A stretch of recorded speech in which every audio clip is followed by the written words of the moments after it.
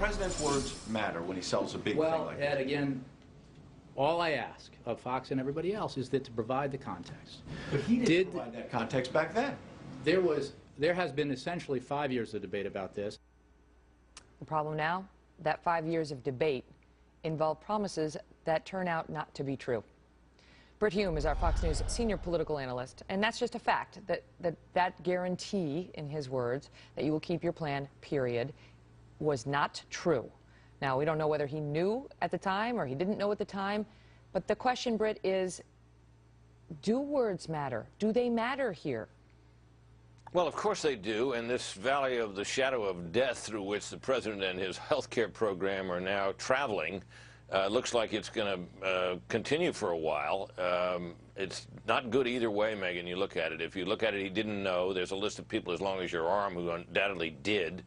And so if he didn't, that looks terrible.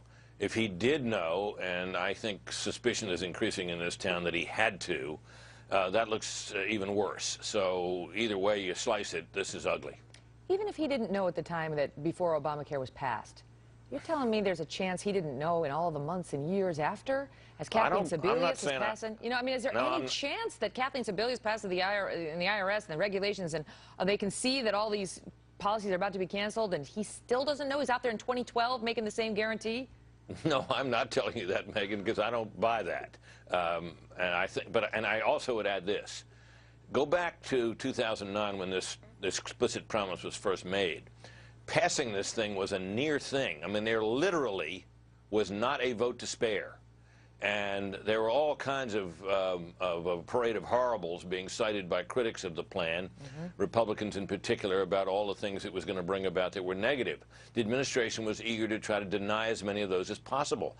And people losing their coverage in this way was one of those things. So you can see the temptation to fudge this would have been very strong, and was. And the president then made that explicit guarantee before the AMA, and now we're in a situation where not only did he do it then, but he kept doing it right through the 2012 campaign, as you've demonstrated on this broadcast tonight. And it seems, Megyn, like every hour, another quote from the president turns up post-passage, closer and closer to now, in which he repeated the promise again. So this doesn't look like it's going to get any better anytime soon. It's on whitehouse.gov right now. The question, though, Britt, is whether this affects him politically, or Democrats, for that matter, who backed this law, who all voted for it, despite the fact that most of them hadn't even read it. Well, of course it affects them, and that's why you see a number of them calling for a delay in the implementation of the individual mandate. That's what that signifies. Where Democrats are beginning to jump ship on this, and it will affect the president unquestionably going into next year. What the administration has to hope for is it can kind of ride this out, and that the website finally gets up and running. People begin to obtain policies on the website and are satisfied with them, and they get a subsidy or whatever, or they find the price to be acceptable or whatever, and that process takes hold and it is carried out in sufficient numbers that it begins to overwhelm the negative stories that have to do with people losing their care and not being able to log onto the website. That has got to be the administration's hope. But the key point to look at that, Megyn, is that doesn't look like it's going to provide any immediate relief. Well, will it or won't it? Because they won't give numbers right now in terms of how many people have signed up. And the question is, well, why won't they? Well, Britt, all these millions of people are getting cancellation notices right now. So what choice do they have? They have to go on this website and try to find an alternative. So the administration knows the numbers stink now, but if we can just hold out as all these insurance companies start canceling these 10 to 15 million people, oh boy, the exchanges are going to start exploding. We're going to look really good. Well, that's only true, Megyn, if people get on the exchanges and find a policy that they can afford and that they find desirable. If people get on the exchanges and have sticker shock, as has happened in some cases already, and they find the policies unaffordable and a terrible burden to them, that's going to make this situation worse, not better.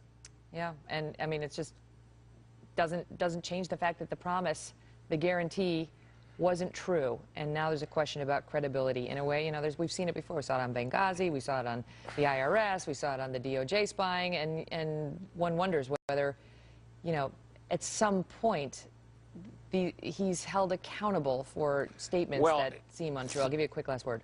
Well, this last word on that would be, Megyn, that remember now, we're beginning to see mainstream media outlets on this story like mad. Stories are breaking on NBC News and on ABC News and other mainstream outlets that were not involved in digging into Obamacare. Yeah. That's a sign that something has changed, that we may have reached some critical mass on this man's credibility where it is being doubted in quarters where it wasn't before. And if that proves to hold for a while, that's bad news for the administration. Brit, thanks for being